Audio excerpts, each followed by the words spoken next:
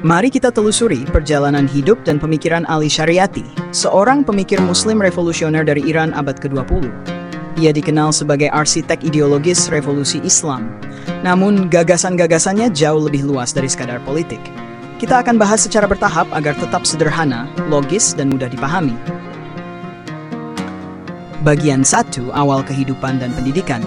Ali Shariati lahir pada tahun 1000 di Mazinan, sebuah desa kecil di Iran. Ayahnya, Muhammad Taqi Shariati, adalah seorang progresif yang mendirikan pusat pendidikan Islam modern di kota Mashhad. Dari ayahnya, Shariati kecil belajar tafsir, sejarah Islam, dan semangat pembebasan dari penindasan. Setelah menyelesaikan pendidikan awal di Iran, Shariati mendapat beasiswa ke Universitas Sorbonne di Paris. Di sana, ia menyerap ide-ide dari para filsuf dan sosiolog seperti eksistensialisme, dekolonisasi, kajian Islam, serta pemikir Marxis kiri non-dogmatis. Pengaruh Barat ini tidak membuatnya tercerabut dari akar Islam, justru memperkuat keinginannya untuk menghidupkan kembali Islam sebagai kekuatan sosial politik pembebas. Bagian 2, inti pemikiran Shariati, Islam sebagai revolusi. Shariati sering mengatakan, ada dua Islam, Islam Muhammad dan Islam Bani Umayyah. Bagi Shariati, Islam Nabi Muhammad adalah agama keadilan, kebebasan, dan pembela kaum tertindas. Sedangkan Islam Bani Umayyah, simbol kekuasaan opresif, adalah Islam yang dibajak, dijadikan alat legitimasi kekuasaan, penuh upacara dan kosong makna.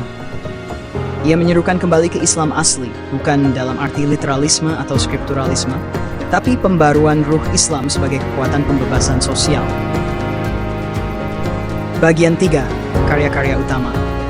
1. Tugas seorang intelektual Muslim of the Muslim Intellectual.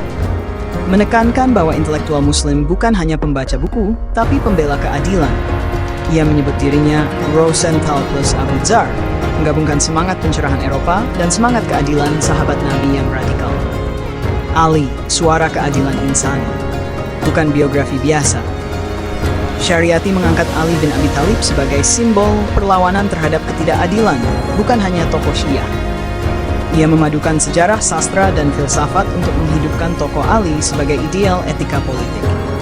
3. Hajj, tafsir spiritual filosofis tentang ibadah haji.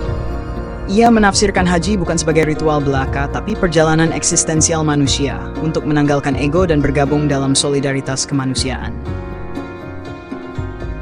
Filosofi sosial dan emansipasi.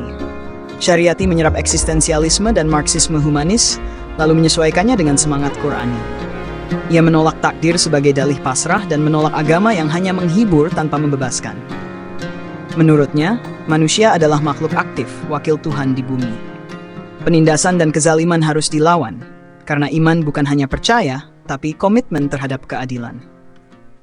Setiap Asyura punya Yazid. Setiap zaman ada Husainnya. Slogan ini menunjukkan bahwa sejarah adalah medan perjuangan terus-menerus antara kebenaran dan kezaliman. Bagian 5, tokoh dan inspirasi. Ali Shariati banyak dipengaruhi oleh Abu Dzar al-Ghifari, sahabat Nabi yang vokal menentang ketimpangan sosial. Frantz Fanon, pejuang kemerdekaan Aljazair yang menekankan pentingnya kesadaran untuk melawan kolonialisme. Ali bin Abi Thalib, simbol ideal keadilan dan spiritualitas Islam. Sayyid Jamaluddin al-Afghani, pelopor pan-Islamisme modern. Ayahnya sendiri yang memberi fondasi keislaman dan semangat pencerahan. Bagian 6, akhir hidup dan warisan. Karena pengaruhnya yang sangat kuat di kalangan muda Iran dan pesan-pesannya yang revolusioner, Shariati menjadi ancaman bagi rezim Shah Iran. Pada tahun 1977, ia meninggal mendadak dalam usia 44 tahun di Inggris. Banyak yang meyakini ia dibunuh oleh intelijen Savak, dinas rahasia Iran saat itu. Meski ia tidak hidup menyaksikan revolusi 1979, gagasan-gagasannya menjadi sumber ideologis utama revolusi Islam Iran, terutama bagi kaum muda dan mahasiswa. Bagian 7, ringkasan pemikiran Shariati.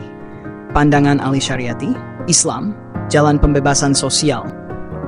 Bukan sekadar ritual, intelektual Muslim harus berpihak pada keadilan, bukan netral. Sejarah, arena konflik antara musta'afin versus mustakbirin. Agama dan revolusi, iman harus membentuk komitmen pada perubahan sosial. Ibadah mengandung makna simbolik, sosial, dan eksistensial. Kritik terhadap ulama menolak ulama pasif yang hanya menjaga status quo. Penutup, Ali Syariati dalam satu kalimat. Ali Syariati adalah suara Islam yang menolak diam dalam kezaliman. Menghidupkan iman sebagai kekuatan yang membebaskan, bukan sekadar menenangkan. Kalau kamu mau, saya bisa bantu ubah narasi ini menjadi infografik atau peta visual ide-ide syariati seperti sebelumnya. Apakah kamu ingin dilanjutkan ke bentuk visual?